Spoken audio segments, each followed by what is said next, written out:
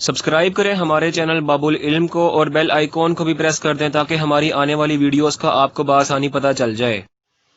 बिस्मिल्लाहिर्रहमानिर्रहीम। रब्बी शरह ली सदरी व यस्सिर ली अमरी वहलुल उक़दतम मिन लिसानी यफ़क़हू क़ौली। तो जैसा कि आप सब जानते हैं कि हमने calculus with analytic geometry by S M. Yusuf chapter number 1 exercise 1.2 को पिछली वीडियो में मुकम्मल तौर पर खत्म किया था और आज हम इस वीडियो के नतीजे में एक्सरसाइज 1.3 को शुरू करेंगे और इस वीडियो में जितने भी मुमकिन तौर पर क्वेश्चंस को हल किया जा सकता है उनको हल करेंगे। तो चलें इसका आगाज करते हैं। एक्सरसाइज 1.3 को आगाज करने से कबल आप पहले ये देखें कि कॉन्टिन्यूअस फंक्शन क्या होता है। ये आप सेकेंड ईयर में एफएससी में भी पढ़ के आ चुके हुए हैं कि कॉन्टिन्यूअस फंक्शन क्या होता है। तो इसको यहाँ पे दोबारा पढ़ लें। कोई भी फंक्शन उस वक्त तक कॉन्टिन्यूअस फंक्शन होगा जब उसमें तीन चीजें होंगी। ठीक है, कौन कौन सी तीन चीजें होंगी? पहली चीज जो आपके पास है वो ये है कि f of a where a is belong to domain of function। ठीक है, पहली चीज ये है। मैं आपको समझाता हूं ये क्या कह रहे हैं। फिर दूसरी चीज आपके पास क्या है? दूसरी चीज आपके पास है कि limit x approach to a f of x exists, its mean left hand limit is equal to right hand limit. और तीसरी चीज आपके पास क्या है? तीसरा पॉइंट आपके पास है कि limit x approach to a f of x is equal to f of a। अगर तो ये तीन चीजें आपके पास मुकम्मल आ रही हैं, ठीक है, इसका मतलब कि आपकी जो फंक्शन है, आपका जो फंक्शन है वो कॉन्टिन्यूअस फंक्शन है।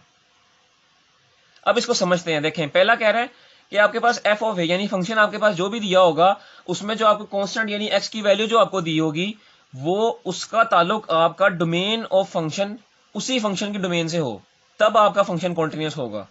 जैसे आपका जो क्वेश्चन नंबर 1 है उसी की हम एग्जांपल लेते हैं। यहाँ पे आपका क्वेश्चन नंबर 1 जो है एक्सरसाइज के मुताबिक वो है f of x is equal to modulus x minus 3।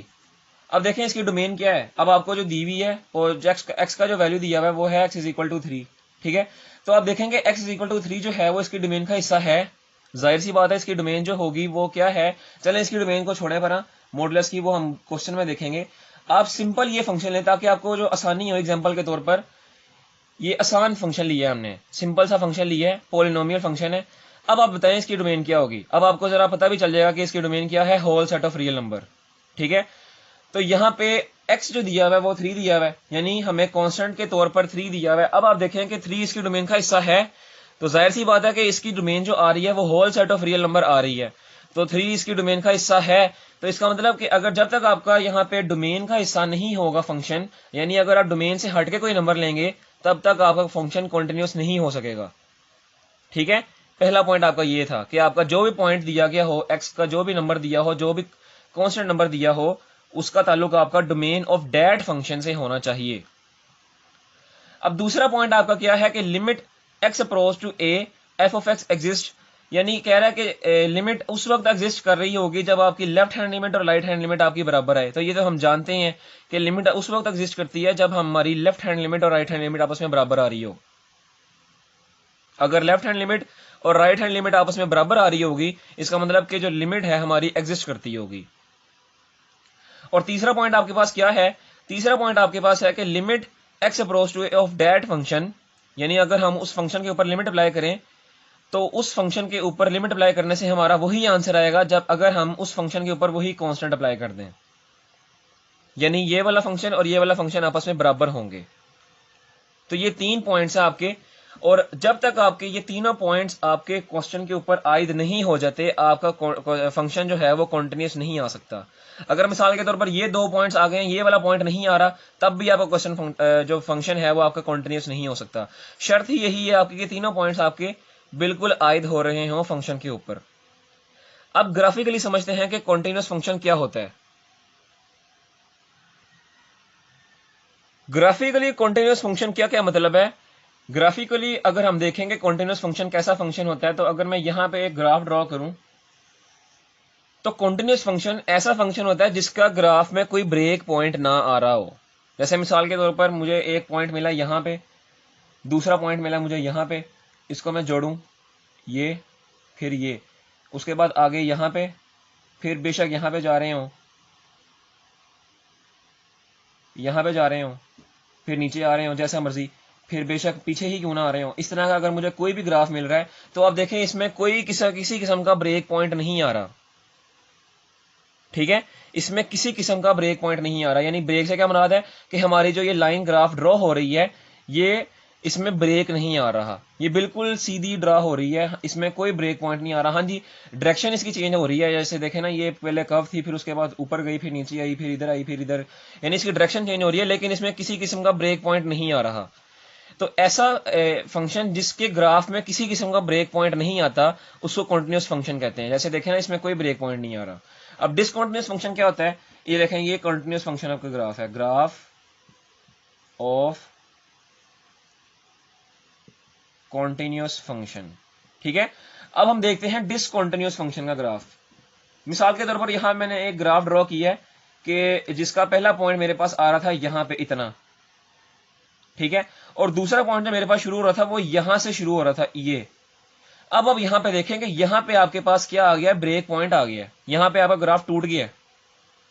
तो ऐसा ग्राफ जिसमें आपका ब्रेक पॉइंट आ जाए, जिस फंक्शन का ग्राफ बनाए उस फंक्शन में ग्राफ के उसमें ब्रेक पॉइंट आ जाए, तो उस ग्राफ को कहेंगे डिसकॉन्टिन्यूस फंक्शन का ग्राफ है ये। यानी ये किसका ग्राफ है, ये ग्राफ है ग्राफ ऑफ डिसकॉन्टिन्यूस फंक्शन। तो उम्मीद है आपको फंक्शन, कॉन्टिन्यूस फंक्शन और डिसकॉन्टिन्यूस फंक्शन को मुकम्मल तौर पर समझ आया होगा, ग्राफिकली भी और थ्योरेटिकली भी।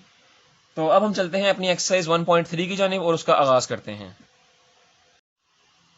क्वेश्चन नंबर 1 आपके पास है, f of x is equal to modulus x minus 3 at x is equal to 3। तो जैसे मैंने आपको 3 पॉइंट्स लिखवाए थे, उसमें पहला पॉइंट आपके पास था कि आपका जो फंक्शन का जो पॉइंट दिया हुआ है, आपको कांस्टेंट पॉइंट दिया हुआ है, क्या उसका ताल्लुक डोमेन से है फंक्शन की। तो देखें इसकी डोमेन क्या आ रही है, whole set of real number, जाहिर सी बात है। ठीक है, तो आप देखें कि एक्स इज इक्वल टू 3 जो है वो इसकी डोमेन का हिस्सा है, जाहिर सी बात है इसकी डोमेन का हिस्सा है। दूसरे नंबर पे आपके पास था कि आपने लेफ्ट हैंड लिमिट और राइट हैंड लिमिट फाइंड करनी थी, और तीसरे नंबर पे था कि आपने एफ ऑफ ए यानी एफ ऑफ एक्स की जगह आपने ये कांस्टेंट अप्लाई करके उसका वैल्यू निकालनी थी।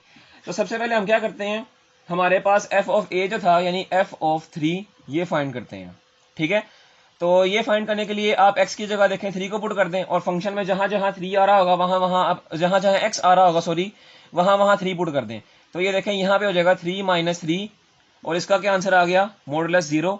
तो 0 के ऊपर तो न्यूट्रलाइजेशन शो होती है ना, न्यूट्रल होते 0, और मॉडुलस इसका क्या होगा, जाहिर सी बात है मॉडुलस 0 के ऊपर माइनस अप्लाई करने से कोई फर्क वगैरह नहीं पड़ेगा, तो 0 का मॉडुलस 0 ही होगा। तो इसका मतलब एफ ऑफ 3 का आपके पास क्या आंसर आया, एफ ऑफ 3 का आंसर आया आपके पास 0, और उसको नाम दे दिया आपने इक्वेशन नंबर 1 का। अब हम फाइंड करते हैं इसकी left hand limit, limit exist करनी है ना हमने, तो इसकी फाइंड करते हैं लेफ्ट हैंड लिमिट। और लेफ्ट हैंड लिमिट फाइंड करने के लिए आप क्या करेंगे, limit F of x, x approach, देखें एक्स किसको अप्रोच कर रहा है, 3 को, तो 3 को अप्रोच करेगा फ्रॉम लेफ्ट साइड से, तो लेफ्ट हैंड लिमिट फाइंड करेंगे। और जो आपको फंक्शन दिया हुआ है वो यही फंक्शन है, तो इसके ऊपर भी आप करते हैं limit x approach to 3 from left side modulus x minus 3। अब देखें यहाँ पे फंक्शन आपको क्या कह रहा है, यहाँ पे लिमिट आपको क्या कह रही है कि एक्स अप्रोच कर रहा है 3 को फ्रॉम लेफ्ट साइड। ये देखें नंबर लाइन के मुताबिक अगर यहाँ पे कहीं पे 3 आ रहा है तो एक्स अप्रोच कर रहा है 3 को फ्रॉम लेफ्ट साइड से। इसका मतलब कि एक्स की जितनी भी वैल्यूज आएंगी वो आपकी नेगेटिव आएंगी।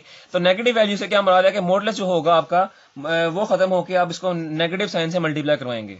ठीक है, तो यहाँ पे इसको करवाते हैं मल्टीप्लाई। तो देखें ये होगा आपका इस तरह, बल्कि यहीं पे करवा देते हैं, ये हो जाएगा आपका इस तरह, limit x approach to 3 from left side, यहाँ पे थोड़ा ऊपर करके लिख देते हैं, limit x approach to 3 from left side minus apply किया और मॉडुलस को खत्म करके यहाँ पे ये फंक्शन लगा दिया। ठीक है, अब इसको सिंप्लीफाई करें मजीद, तो ये आपके पास हो जाएगा लिमिट एक्स अप्रोच टू 3, चलें लिमिट अप्लाई करते हैं यहाँ पे। ठीक है, लिमिट अप्लाई कर दें तो ये आपके पास क्या हो जाएगा, माइनस इंटू 3 माइनस 3। ठीक है, तो इसको सिंप्लीफाई करें, देखें 3 माइनस 3 0, 0 से माइनस मल्टीप्लाई हुआ वो भी 0। इसका मतलब कि आपका लेफ्ट हैंड लिमिट का जो आंसर आ रहा है वो क्या आ रहा है, 0। अब हम फाइंड करते हैं right hand limit. Right hand limit का क्या मतलब है कि limit F of x, x approach कर रहा है 3 को फ्रॉम राइट साइड से। ठीक है, और यहां पे भी आप लिख दें limit x minus 3 x approach to 3 from right side. अब यहाँ देखें राइट साइड का मतलब क्या है कि पॉजिटिव आंसर आएगा, क्योंकि राइट साइड का मतलब है कि 3 को एक्स अप्रोच कर रहा है फ्रॉम राइट साइड से, इसका मतलब पॉजिटिव आंसर आएगा। तो यहाँ पे मॉडुलस को माइनस नहीं करेंगे, ठीक है। तो यहाँ पे क्या करें आप, यहाँ पे इसको इस तरह लिमिट अप्लाई कर दें, ये हो जाएगा 3 माइनस 3 मॉडुलस, इसका आंसर क्या आएगा 0 मॉडुलस, और यूं इसका क्या आंसर आ जाएगा 0, ठीक है। इसका मतलब राइट हैंड लिमिट का आपके पास क्या आंसर आया 0। अब आप देखेंगे राइट हैंड लिमिट और लेफ्ट हैंड लिमिट आपके बराबर आ रही है, ठीक है। इसका मतलब कि आपकी जो लिमिट है एग्जिस्ट कर रही है। और इसी के अलावा इसी के साथ साथ यहाँ पे भी देखें कि आपका जो f ऑफ 3 भी था जो, यानी जब हमने फंक्शन में कांस्टेंट पुट किया वो भी 0 के बराबर ही आ रहा था, यानी left hand limit, right hand limit और फंक्शन में कांस्टेंट पुट किया वो भी तीनों आपस में बराबर आ रहे हैं। इसका मतलब कि आपका जो फंक्शन है वो क्या है, कॉन्टिन्यूस फंक्शन है। तो यहाँ पे आप लिख दीजिएगा कि hence function is continuous at x is equal to 3। यहाँ पे मैं लिख देता हूँ, आपको दिखा देता हूँ जी। तो मैंने ये लिख दिया, hence function is continuous at x is equal to 3। यूं हमारा क्वेश्चन नंबर 1 बिल्कुल मुकम्मल खत्म होता है। अब हम चलते हैं नेक्स्ट क्वेश्चन की तरफ। क्वेश्चन नंबर 2 आपके पास है, फंक्शन आपको दिया हुआ है पीस वाइज फंक्शन, और फंक्शन क्या है आपके पास f of x is equal to x square minus 9 divided by x minus 3, और इसकी कंडीशन दी है कि x जो है वो 3 के बराबर नहीं होना चाहिए। और दूसरा फंक्शन आपके पास है 0, और उसकी कंडीशन दी हुई है x इज इक्वल टू 3, और आपको जो कांस्टेंट पॉइंट दिया हुआ है वो दिया हुआ है at x is equal to 3। तो सबसे पहले देखिए आप निकालते हैं f ऑफ कांस्टेंट, यानी f ऑफ जो भी कांस्टेंट दिया हुआ है, हमें क्या दिया हुआ है f ऑफ 3 दिया हुआ है, तो f ऑफ 3 निकालें। अब देखें फंक्शन के ऊपर हमने 3 अप्लाई किया है, तो वो कौन सा फंक्शन है जिसकी कंडीशन हमें 3 दी हुई है। ये देखें ये वाला फंक्शन है जिसमें हमें 3 के बराबर नहीं दिया हुआ function, x is not equal to 3 है, यानी ये फंक्शन हम नहीं ले सकते। हम कौन सा फंक्शन लेंगे, हम ये वाला फंक्शन लेंगे जिसमें x इज इक्वल टू 3 है। तो इसका मतलब f ऑफ 3 का आंसर क्या आ जाएगा आपके पास, वो आ जाएगा 0, और इसको नाम दे दिया हमने इक्वेशन नंबर 1 का। अब आप यहां से निकालें left hand limit. Left hand limit निकालने के लिए आप क्या करें, limit f of x approach to 3 from left side, और limit x approach to 3 from left side. और कौन सा फंक्शन लेंगे, देखें कह रहा है कि x अप्रोच कर रहा है 3 को फ्रॉम लेफ्ट साइड, यहाँ पे अप्रोच कर रहा है, लेकिन ये तो बराबर के मतलब दिया है। अप्रोच करने का क्या मतलब है, अप्रोच करने का मतलब है, फर्ज करें ये आपके पास नंबर लाइन है, यहाँ पे कहीं पे 3 है। अप्रोच करने का मतलब है कि x जो है वो 3 के बिल्कुल करीब जाके अप्रोच कर रहा है, यानी 2.99 समथिंग, ठीक है, लेफ्ट तरफ से। और राइट तरफ से अप्रोच करने का क्या मतलब है कि वो अप्रोच कर रहा है यहाँ पे, यानी 3.1 समथिंग, बिल्कुल 3 के बराबर नहीं आ रहा, 3 को अप्रोच कर रहा है, यानी 3 के आसपास वैल्यूज आ रही हैं। तो यहाँ पे देखें ये तो बिल्कुल 3 के बराबर वाला फंक्शन दिया हुआ है। ये वो फंक्शन है जिसको हम कह सकते हैं कि ये शायद अप्रोच कर रहा है या नहीं भी कर रहा, लेकिन ये वाला अप्रोच नहीं कर सकते क्योंकि ये x जो दिया हुआ है बिल्कुल 3 के बराबर दिया हुआ है। तो ये फंक्शन लेंगे हम x square minus 9 divided by x minus 3, इसके ऊपर लिमिट अप्लाई कर दें। तो इसके ऊपर लिमिट अप्लाई करने से पहले देखें यहाँ पे अगर हम डायरेक्टली तौर पर लिमिट अप्लाई कर देंगे तो क्या होगा, ये अनडिफाइंड हो जाएगा। तो सबसे पहले आप ऊपर वाला जो न्यूमरेटर है यहाँ पे आपका फॉर्मूला अप्लाई हो रहा है ए स्क्वायर माइनस बी स्क्वायर का, तो वो फॉर्मूला यहाँ पे आप अप्लाई करें तो ये आपके पास होगा x minus 3 x plus 3 whole divided by x minus 3। तो ये x माइनस 3 x माइनस 3 से कैंसिल आउट हो जाएगा, और बाकी ये जो आपके पास बच जाएगा उसके ऊपर आप लिमिट अप्लाई कर दें। बाकी आपके पास क्या बचेगा, वो आपके पास बचेगा limit x approach to 3 from left side x plus 3, ठीक है। इसके ऊपर आप लिमिट अप्लाई कर दें तो आपके पास क्या हो जाएगा 3 प्लस 3, और क्या आंसर आ गया आपका 6। अब आप यहीं पे देख लें, आगे करने की जरूरत ही नहीं है कि f ऑफ 3 का हमारे पास आंसर आ रहा है 0, और लेफ्ट हैंड लिमिट का हमारे पास क्या आंसर आ रहा है 6। इसका मतलब कि लेफ्ट हैंड लिमिट और ये फंक्शन आपस में बराबर नहीं है। हमने कंडीशन पढ़ी है कि left hand limit, right hand limit और f ऑफ कांस्टेंट जब तक बराबर नहीं आएंगे तीनों, तब तक हमारा फंक्शन कॉन्टिन्यूस नहीं होगा। तो यहाँ पे आप लिख दें कि as left hand limit is not equal to f of 3, it's mean function is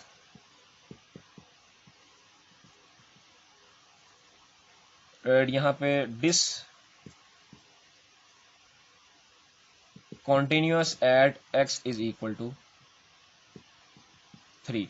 तो यूं हमारा क्वेश्चन नंबर 2 भी खत्म होता है। अब हम चलते हैं नेक्स्ट क्वेश्चन की जानिब। क्वेश्चन नंबर 3 आपके पास वो भी आपको पीस वाइज फंक्शन दिया हुआ है, और वो है f of x is equal to x square minus x minus 4, और उसकी कंडीशन आपके पास है -1 से x जो है वो -1 से बड़ा है और 2 से छोटा और उसके बराबर है। और दूसरा फंक्शन आपके पास है एक्स स्क्वायर माइनस 6, और इसकी कंडीशन आपको दी हुई है x जो है वो 2 से बड़ा है और 5 से छोटा है। तो ये आपका क्वेश्चन नंबर 3 है, और आपको जो पॉइंट दिया हुआ है वो दिया हुआ है at x is equal to 2। तो सबसे पहले आप f ऑफ कांस्टेंट फाइंड करते हैं, जो आपके पास कांस्टेंट क्या है 2 है, तो यही फाइंड करते हैं।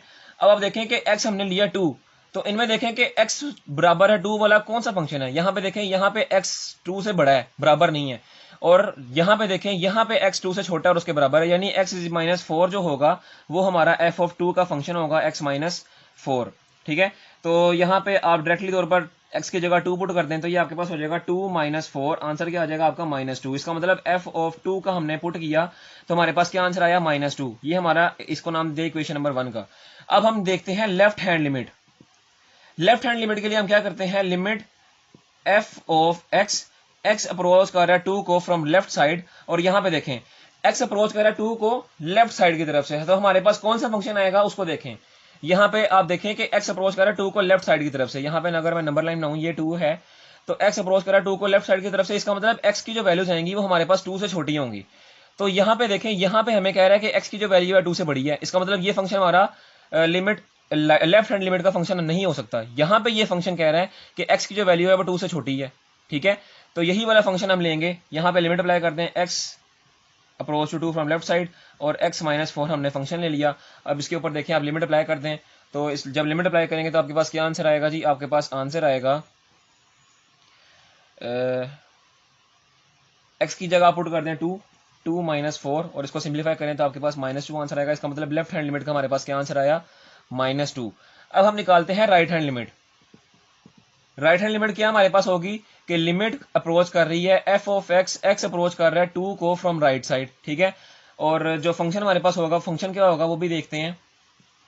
देखें, अब कह रहा है कि x अप्रोच कर रहा है 2 को फ्रॉम राइट साइड की तरफ से, इसका मतलब यहाँ पे कहीं पे हमारा अगर 2 आ रहा है तो x अप्रोच कर रहा है 2 को फ्रॉम राइट साइड की तरफ से, इसका मतलब कि x का जो वैल्यूज आ रही हैं वो 2 से बड़ी आएंगी।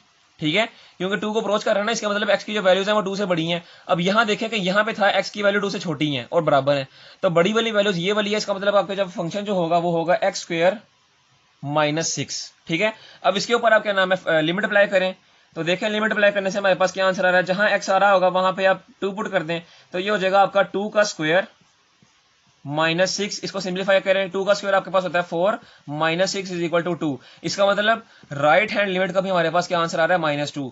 तो यहां से आप लिख दें कि as left hand limit is equal to right hand limit and is also equal to f(2) is equal to -2। यहां पे थोड़ा पीछे कर देते हैं, is equal to -2। It's mean कि the given function is continuous at x is equal to 2। यूं हमारा क्वेश्चन नंबर 3 भी अख्ताम में पहुंचता है। उम्मीद है आपको क्वेश्चन आसानी से समझ आ रहे होंगे। अब हम चलते हैं नेक्स्ट क्वेश्चन की जानिब। अब आपके पास अगला क्वेश्चन, क्वेश्चन नंबर 4, वो भी एक पीस वाइज फंक्शन है, और वो क्या है आपके पास कि आपको f(x) दिया हुआ है x³ -27 डिवाइडेड बाय x² -9, और उसकी कंडीशन दी हुई है कि x जो है वो 3 के बराबर नहीं है, और दूसरा फंक्शन आपको दिया है 6, और उसकी कंडीशन दी है कि x जो है 3 के बराबर है। सबसे पहले हम क्या करेंगे, सबसे पहले f ऑफ कांस्टेंट यानी f ऑफ 3 निकालेंगे। अब देखें f ऑफ 3 क्या है, यानी इसका मतलब है x बराबर है 3 के, तो ये तो नॉट इक्वल दिया है ना, इसका मतलब ये फंक्शन f ऑफ 3 का नहीं हिस्सा होगा। x बराबर है 3 के, इसका फंक्शन क्या होगा 6, तो इसका मतलब कि f ऑफ 3 हमारे पास क्या आ गया, वो आ गया 6। ठीक है, अब हम निकालते हैं left hand limit. Left hand limit के लिए क्या करेंगे, हम लिमिट अप्रोच करेंगे f of x, limit approach कर रही है, x अप्रोच कर रहा है 3 को फ्रॉम लेफ्ट साइड, और जो हमारे पास फंक्शन होगा वो क्या होगा, देखें कह रहा है x अप्रोच कर रहा है 3 को फ्रॉम लेफ्ट साइड की तरफ से, इसका मतलब कि x 3 के बराबर नहीं आ रहा, अप्रोच कर रहा है, तो बराबर वाली कंडीशन तो हमारी यहां फॉलो नहीं हो सकती। तो अप्रोच करने से मुराद है कि उसके इर्द गिर्द की जो वैल्यूज होंगी यानी उसके बराबर नहीं आ रहा, तो यही बराबर वाला नहीं है, इसका मतलब ये वाली जो हमारे पास फंक्शन है ये लिमिट अप्रोच कर रही होगी लेफ्ट हैंड साइड को, तो यही फंक्शन के ऊपर हम लिमिट अप्लाई करेंगे और हमारे पास क्या आंसर आएगा वो देखते हैं। तो देखिए इसके ऊपर आप लिमिट अप्लाई करें, डायरेक्टली तौर पर अगर आप लिमिट अप्लाई करेंगे तो नीचे हो जाएगा 9 - 9 0, तो वो क्या होगा आपके पास अनडिफाइंड। तो आप सबसे पहले इसको सिंप्लीफाई कर लें, ऊपर आपके पास देखें a³ - b³ का फॉर्मूला ओपन हो रहा है, वो मैं यहाँ लिख देता हूँ, क्या किसके बराबर होता है, a³ - b³ आपके पास बराबर होता है जी a - b multiply by a² plus ab plus b का स्क्वायर। ठीक है, इसके बराबर होता है। तो यही फॉर्मूला आप यहाँ पे अप्लाई करें तो ये आपके पास होगा लिमिट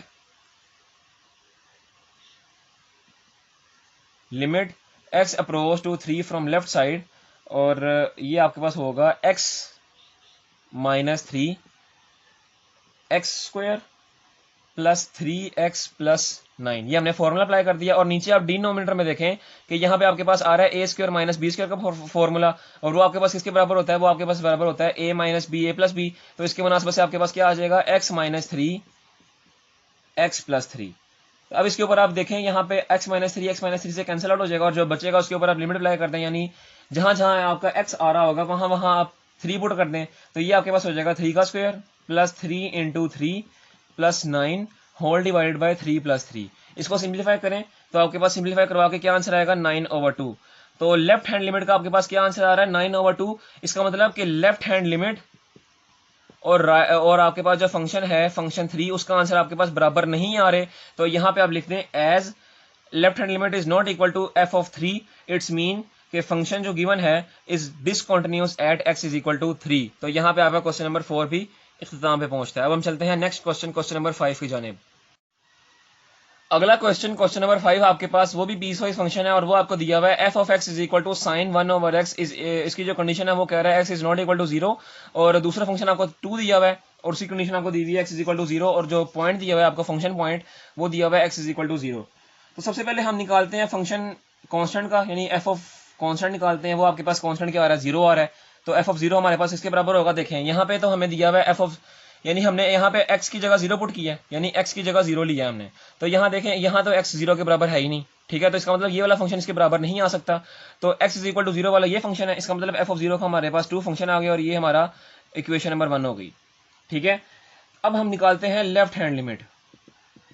लेफ्ट हैंड लिमिट हमारे पास क्या होती है, limit function x F of x approach कर रहा है 0 को फ्रॉम लेफ्ट साइड की तरफ से, और यहाँ पे हमारे पास कौन सा फंक्शन लिया जाएगा उसको देखें कह रहा है 0 अप्रोच कर रहा है, x अप्रोच कर रहा है 0 को फ्रॉम लेफ्ट साइड की तरफ से। इसका मतलब कि x 0 के बराबर नहीं आ रहा, ठीक है। तो 0 के बराबर वाला फंक्शन हमारे पास ये वाला है, तो ये तो हम नहीं लेंगे क्योंकि x अप्रोच कर रहा है 0 को बराबर नहीं आ रहा उसके, तो हम लेंगे x is not equal to 0 वाला फंक्शन। तो वो आपके पास आ रहा है साइन 1/x। अब यहाँ पे आप लिमिट अप्लाई करें तो ये आपके पास हो जाएगा साइन 1/0। तो ये आपके पास देखें अनडिफाइंड आंसर आएगा और यहाँ पे आप लिख दें कि इसकी जो आपकी रेंज आएगी वो बिलोंग करेगी -1 से 1 तक, ठीक है। यहाँ पे हमने ये इतना लिख दिया कि जब लिमिट अप्लाई किया ना तो इसकी जो रेंज आएगी साइन 1/0 की वो रेंज आएगी -1 से 1 तक। ये हम पढ़ के आ चुके हुए हैं एफएससी पार्ट 1 में, ठीक है।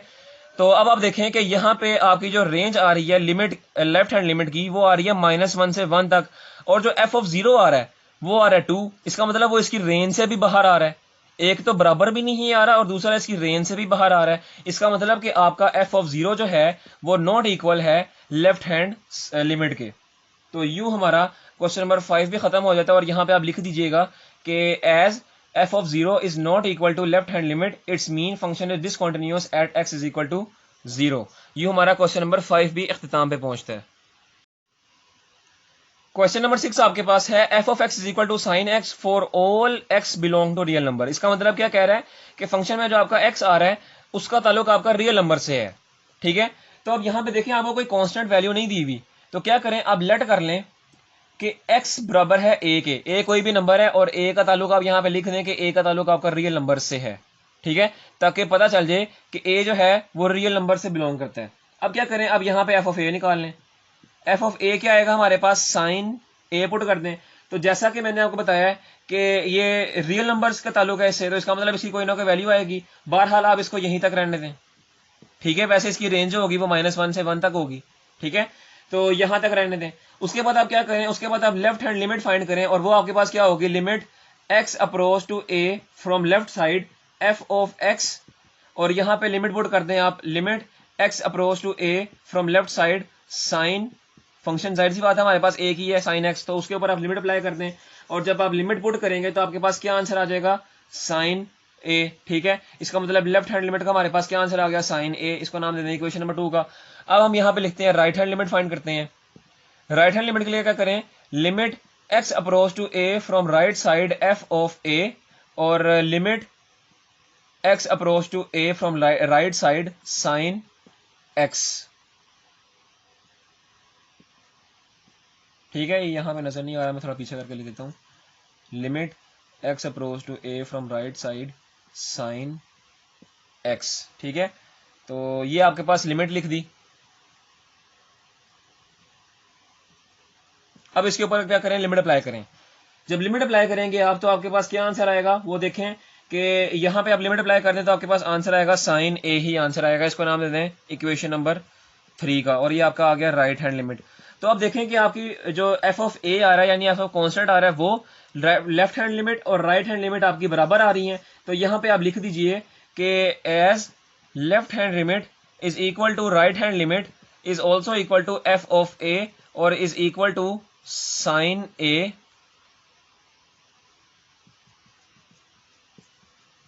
Sign a. तो इसका मतलब कि जो आपका जो फंक्शन है, जो गिवन फंक्शन है, यहां लिख दीजिएगा hence the given function is continuous at x is equal to a where a is belong from real numbers. तो यूं हमारा क्वेश्चन नंबर 6 भी इख्तिताम पे पहुंचता है। अब हम चलते हैं अगले क्वेश्चन की जानिब।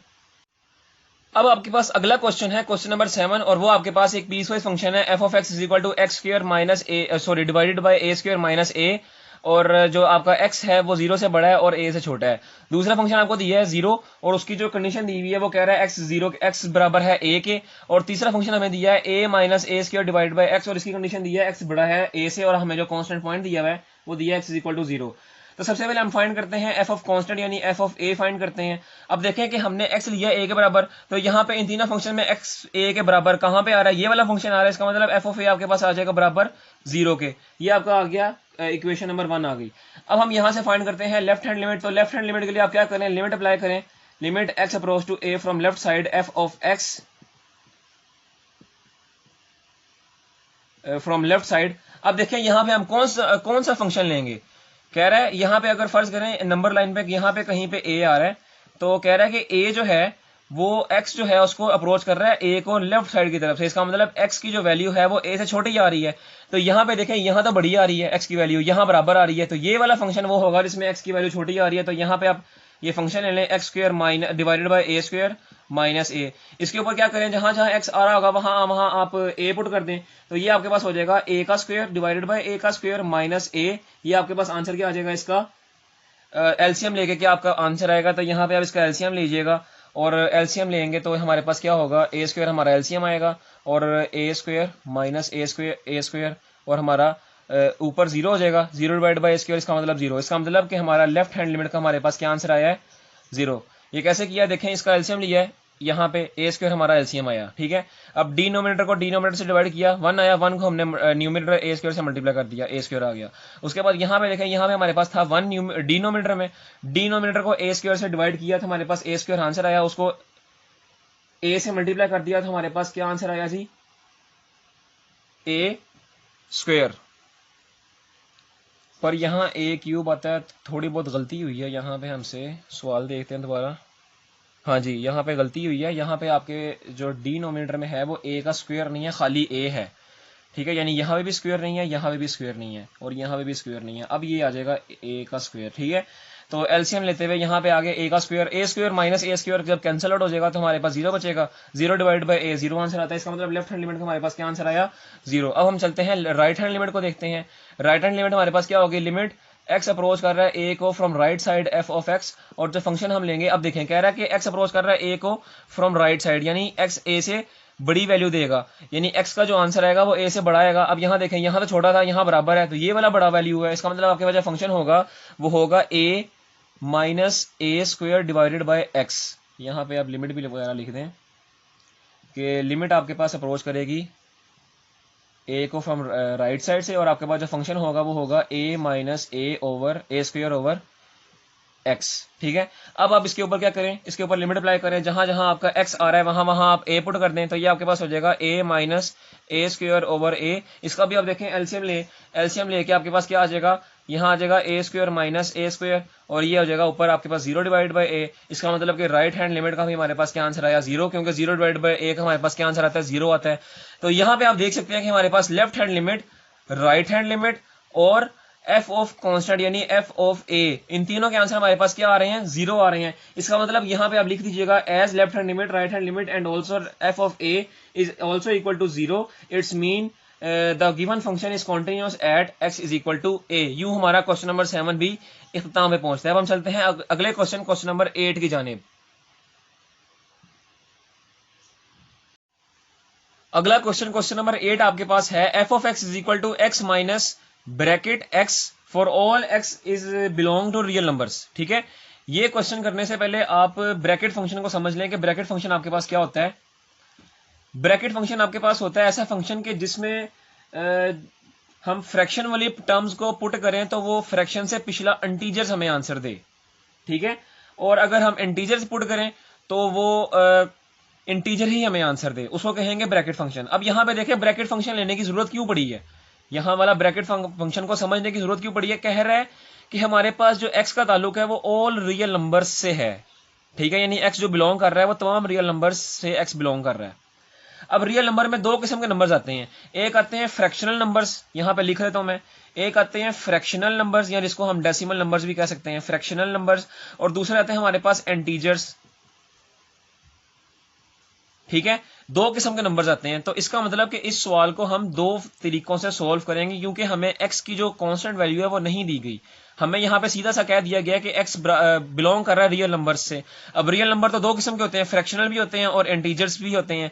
तो यहाँ पे इसलिए दोनों कंडीशंस को अप्लाई करने के लिए यहाँ पे ब्रैकेट फंक्शन का इस्तेमाल किया जा रहा है, यहाँ पे देखें, और उसको समझना इसलिए जरूरी है। तो यहाँ पे ब्रैकेट फंक्शन को आप दोबारा समझें कि ऐसा फंक्शन कि जिसमें फ्रैक्शनल नंबर्स या डेसिमल नंबर्स पुट करें तो वो उससे पिछला इंटीजर आंसर दे, ठीक है। ये ब्रैकेट फंक्शन क्या करेगा, अगर इसमें कोई फ्रैक्शनल नंबर या डेसिमल नंबर आ रहा होगा तो वो उससे पिछला इंटीजर दे देगा हमें आंसर के तौर पर, ये अगर डेसिमल या फ्रैक्शन आ रहा होगा, ठीक है। और अगर हमारे पास इंटीजर्स आ रहा होगा तो वो इंटीजर को इंटीजर ही रहने देगा। मिसाल के तौर पर यहां मैं आपको करके दिखाता हूं, अगर मैं यहां पे लूं 1.5 कोई नंबर लिया, अब देखें कि ये फ्रैक्शनल नंबर है, डेसिमल नंबर है ना, तो जाहिर सी बात है फ्रैक्शनल नंबर है। अब यहाँ पे मैं नंबर लाइन ड्रॉ करता हूँ, ये देखें 1.5 अगर मिसाल के तौर पर यहाँ पे कहीं पे करके आ रहा है, इससे पिछला इंटीजर क्या होगा, यहाँ पे 0, यहाँ पे 1, यहाँ पे 2। अब इससे पिछला इंटीजर क्या है, इससे पिछला इंटीजर क्या है आपके पास, वो है 1। इंटीजर की बात हो रही है, वो आपने गौर से देखना है, गौर से सुनना है इसको। इससे पिछला इंटीजर हमारे पास क्या है, वो है 1। पॉइंट हमारे पास जो डेसिमल फंक्शन है, डेसिमल पॉइंट हमारे पास है वो है 1.5। इससे पिछला इंटीजर हमारे पास क्या है, वो है 1। तो ये ब्रैकेट फंक्शन क्या करेगा, जब आपके पास ब्रैकेट फंक्शन में डेसिमल पॉइंट आ रहा होगा तो वो उससे क्या करेगा, उसे चेंज कर देगा उससे पिछले वाले इंटीजर में, यानी इसका आंसर आएगा हमारे पास 1। बात समझ लगी, क्यों 1 आएगा, क्योंकि हमारे पास यहाँ पे है इंटीजर, हमारे पास यहाँ पे है फ्रैक्शनल फंक्शन। तो फ्रैक्शनल फंक्शन को ब्रैकेट क्या करेगा, ब्रैकेट फंक्शन हमारे पास फ्रैक्शन नंबर को क्या करेगा, वो क्या करेगा, उससे पिछला वाला इंटीजर उसको बना देगा। यहां तक उम्मीद है आपको समझ लगी होगी।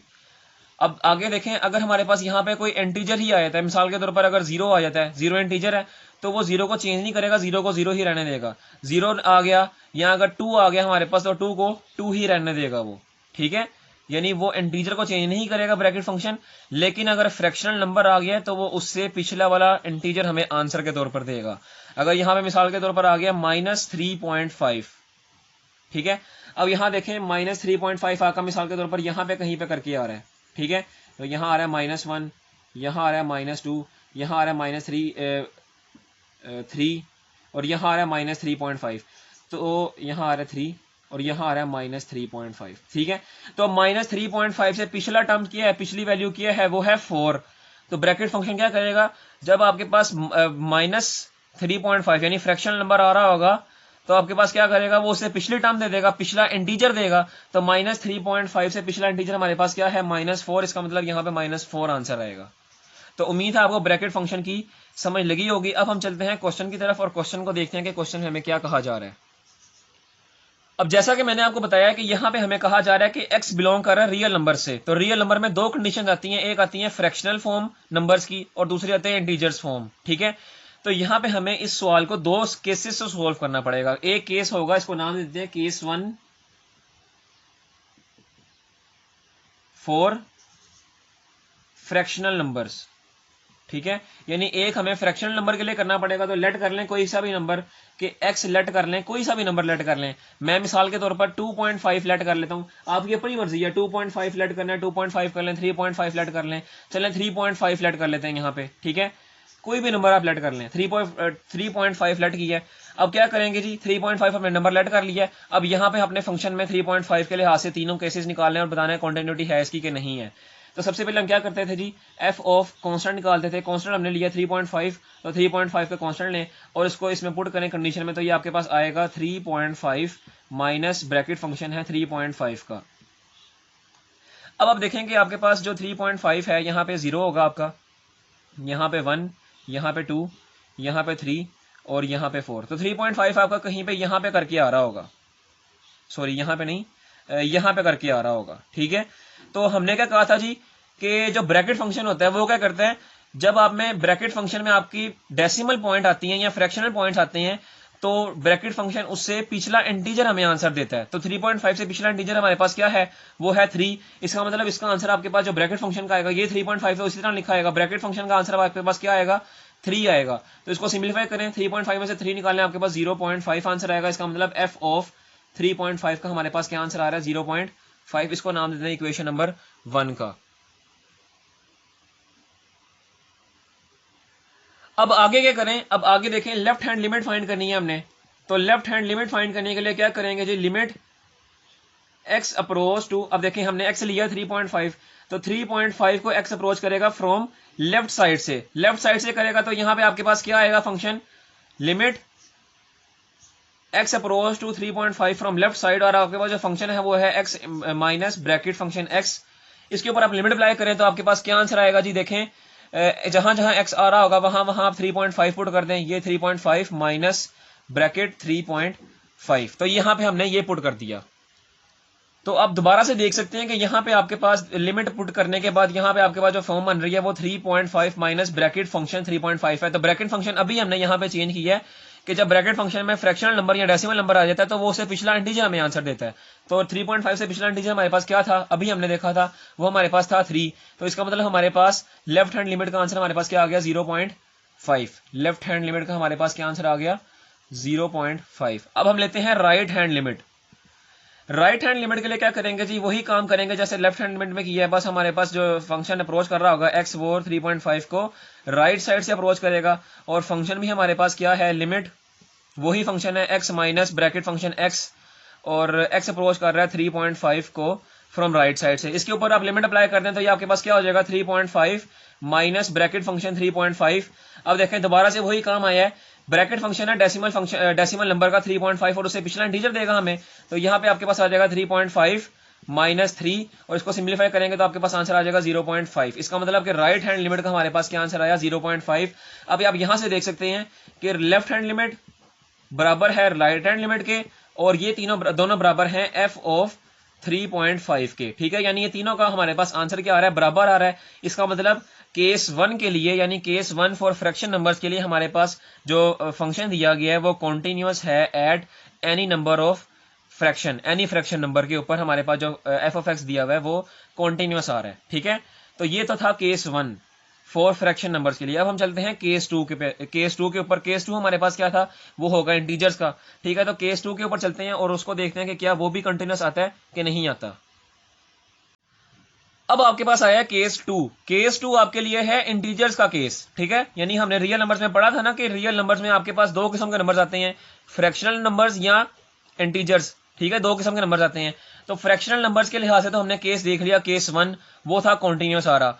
अब यहाँ पे आपका कोई केस 2 है इंटीजर्स के लिहाज से, तो कोई भी इंटीजर आप लेट कर लें, मैं लेट कर लेता हूँ x is equal to 5 let कर लें, 4 लेट कर लें, जैसा चाहें लेट कर लें, और उसके ऊपर आप निकालें तीनों कंडीशन। जो आपकी कंडीशन थी, सबसे पहले थी एफ ऑफ कॉन्स्टेंट, कॉन्स्टेंट हमने लिया 5, तो एफ ऑफ 5 के ऊपर आप एफ ऑफ 5 फंक्शन में पुट करें तो आपके पास आएगा 5 माइनस ब्रैकेट फंक्शन 5, और इसका आंसर क्या आएगा। देखिए मैंने आपको बताया था कि ब्रैकेट फंक्शन जो है इंटीजर्स को इंटीजर ही रहने देता है, यानी जो नंबर आपके पास इंटीजर में था तो उसको उसी नंबर में रहने देगा, चेंज नहीं करेगा। इसका मतलब 5 माइनस 5 आंसर आ गया 0, तो एफ ऑफ 5 का हमारे पास क्या आंसर आया, 0।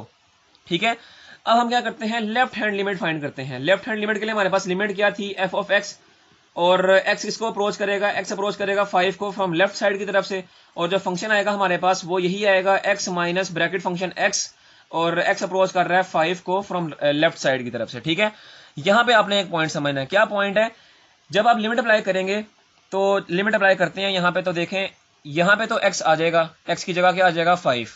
ठीक है, तो यहां पे आ गया 5 माइनस ब्रैकेट फंक्शन है आपके पास 5। अब आप देखें कि यहां पे आपके पास ब्रैकेट फंक्शन है 5, और आपको क्या कहा जा रहा है कि आपके पास जो x है वो 5 को अप्रोच कर रहा है फ्रॉम लेफ्ट साइड की तरफ से, 5 को अप्रोच कर रहा है लेफ्ट साइड की तरफ से। इसका मतलब अप्रोचिंग हो रही है, बराबर नहीं आ रहा, यानी 4.99 समथिंग आंसर आएगा।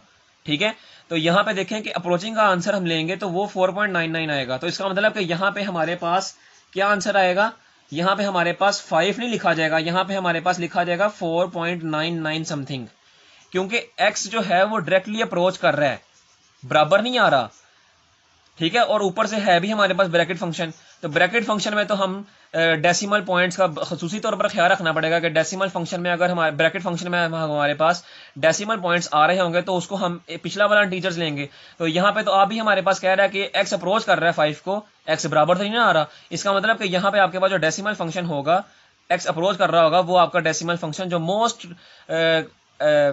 अप्रोचिव पॉइंट होगा ना आपका, वो आप यहाँ पे लिखेंगे। तो मोस्ट अप्रोचिव पॉइंट आपके पास क्या आ रहा है, 4.999 समथिंग आ रहा होगा, तो वो आप यहाँ पे लिख देंगे।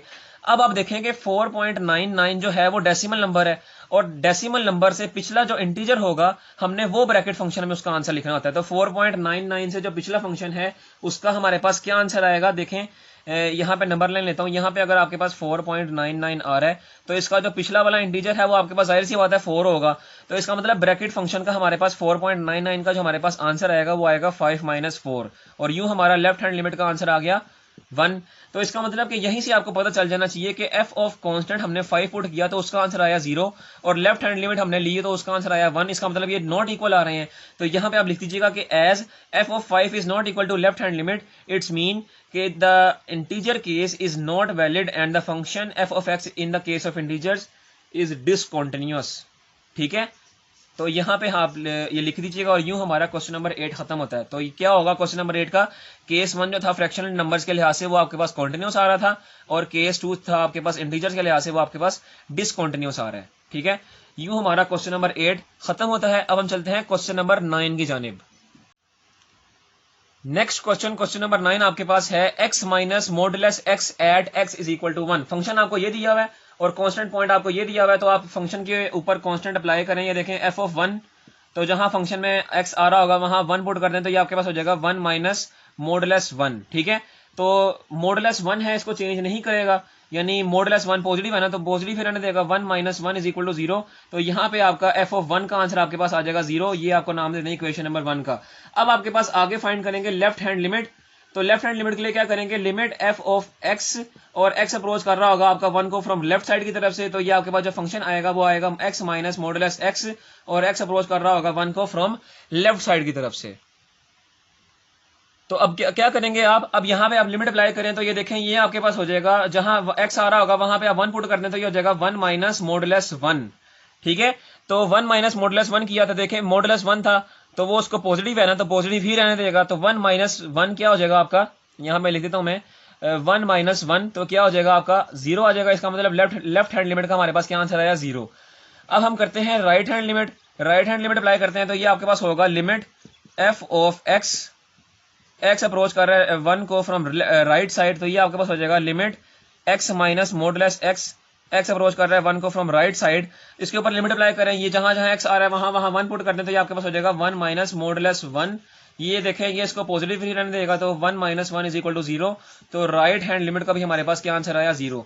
यूं आपको पता चल गया कि left hand limit, right hand limit और आपका जो एफ ऑफ 1 था वो तीनों आपके पास बराबर आ रहे हैं, और किसके बराबर आ रहे हैं 0 के। तो यहां लिख दीजिएगा आप कि hence these are equal, its mean the given function x minus modulus x is continuous at x is equal to a। यूं हमारा क्वेश्चन नंबर 9 भी खत्म होता है। अब हम चलते हैं नेक्स्ट क्वेश्चन, क्वेश्चन नंबर 10 की जानिब। क्वेश्चन नंबर 10 आपके पास है f of x is equal to x, और एक्स आपका जो है वो रैशनल नंबर है, और 1 माइनस एक्स, और ये आपका जो x है ये इसकी कंडीशन दी हुई है कि x इज इररेशनल नंबर, और आपके पास जो पॉइंट दिया गया x वो आपको दिया गया 1/2। तो सबसे पहले आप निकालें f ऑफ x, यानी f ऑफ 1/2 निकालें। तो f ऑफ 1/2 निकालने के लिए क्या करें, ये आप जो फंक्शन आएगा आपके पास वो आएगा 1 माइनस एक्स, तो यहाँ पे आप फंक्शन ले लें 1 माइनस एक्स, जहां x आ रहा होगा वहां पे आप 1/2 पुट कर दें, तो ये आपके पास हो जाएगा 1 माइनस 1/2। इसका एलसीएम ले, एलसीएम आपके पास 2 आएगा, तो एलसीएम लेके जब आपके पास होगा, तो एलसीएम उम्मीद है आपको लेना आता होगा, तो ये देखें अगर नहीं लेना था तो ये देखें जहां पे आपके पास डिनोमिनेटर है, डिनोमिनेटर को डिनोमिनेटर से डिवाइड करवाएं, तो आपके पास क्या आ जाएगा 2 आंसर आएगा।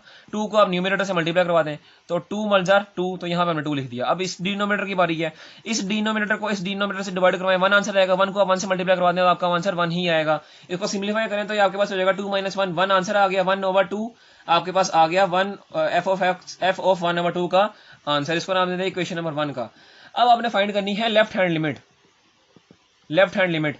तो लिमिट से पहले आप ये बात याद रखें कि जब भी आप दो रैशनल नंबर्स लेंगे ना, मिसाल के तौर पर ये भी आपका रैशनल नंबर है, ये भी आपका रैशनल नंबर है, यानी ये भी आपका रैशनल नंबर है और ये भी आपका रैशनल नंबर है, तो आपने हमेशा बात याद रखनी है कि इन दो रैशनल नंबर्स के दरमियान कोई ना कोई इररेशनल नंबर्स लाजमी आएगा। ठीक है, दोबारा सुन लें कि जब भी आप कोई दो रैशनल नंबर्स लेंगे तो उनके दरमियान हमेशा कोई ना कोई इररेशनल नंबर लाजमी आएगा, और इसके बरअक्स जैसे ही आप दो इररेशनल नंबर लेंगे तो उसके दरमियान आपका कोई ना कोई रैशनल नंबर लाजमी आएगा। ये आप एमसीक्यूज के तौर पर याद रखें। तो अब क्या करेंगे, आप लेफ्ट हैंड लिमिट फाइंड करें। लिमिट आपके पास क्या होगी, limit F of x, x approach कर रहा है आपको 1/2 का फ्रॉम लेफ्ट साइड से, और आपके पास फंक्शन क्या होगा, देखें 1/2 आपके पास रियल नंबर है। ठीक है, तो यहां से आप रियल नंबर ले लें, जो रियल नंबर की कंडीशन है, ये रियल नंबर की कंडीशन है, तो इसका मतलब लिमिट आपकी अप्रोच करेगी एक्स को, और एक्स अप्रोच कर रहा है 1/2 को फ्रॉम लेफ्ट साइड की तरफ से। अब जहां एक्स आ रहा है वहां पे आप 1/2 पुट करते हैं तो ये आपका हो जाएगा 1/2, और लेफ्ट हैंड लिमिट का आपके पास आंसर आ जाएगा 1/2। इसी तरह आप राइट हैंड लिमिट फाइंड करें। राइट हैंड लिमिट फाइंड करने के लिए क्या करेंगे, लिमिट एफ ऑफ एक्स, और एक्स अप्रोच कर रहा है आपका 1/2 को फ्रॉम राइट साइड की तरफ से, और यहाँ पे आपका फंक्शन जो आएगा वो आएगा बल्कि यहाँ पे आपका जो फंक्शन आएगा एक्स अप्रोच कर रहा है 1/2 को फ्रॉम राइट साइड की तरफ से। अब देखें 1/2 आपका फिर से रियल नंबर आया है, और सॉरी रैशनल नंबर आया है, तो रैशनल नंबर की आपके पास जो लिमिट दी गई है वो दी गई है एक्स की, तो आपका फंक्शन जो होगा एक्स होगा। जहां एक्स आ रहा है वहां पे आप 1/2 पुट कर दें तो ये आपके पास आ जाएगा 1/2। यूं आपका राइट हैंड लिमिट जो आपके पास आएगी वो आएगी 1/2। तो अब आप देखें कि F of 1/2, left hand limit और राइट हैंड लिमिट आपके पास तीनों बराबर आई हैं, यानी एफ ऑफ 1/2, उसके बाद लेफ्ट हैंड लिमिट और राइट हैंड लिमिट आपके पास बराबर आई हैं, और किसके बराबर आई हैं, 1/2 के बराबर आई हैं। तो इसका मतलब आप ये कह सकते हैं कि hence f of 1/2 left hand limit right hand limit are equal, it's mean the given function is continuous at x is equal to 2। तो यहाँ पे हमने एक्सरसाइज 1.3 के क्वेश्चन नंबर 10 का भी इख्तिताम किया है, और इस वीडियो में ये आखिरी क्वेश्चन था, तो बाकी क्वेश्चन हम इंशाअल्लाह ताला नेक्स्ट वीडियो में देखेंगे। उम्मीद है कि आप सबको मेरा आज का ये लेक्चर समझ आया होगा, पर फिर भी किसी बच्चे को कोई बात समझ नहीं आई तो वो मुझसे मेरे व्हाट्सएप नंबर पर रब्ता करके पूछ ले, मैं आपको आपके सवालों के जवाब दिया करूंगा। अगली वीडियो में फिर मुलाकात होगी, तब तक के लिए इजाज़त दीजिए। अल्लाह हाफिज़।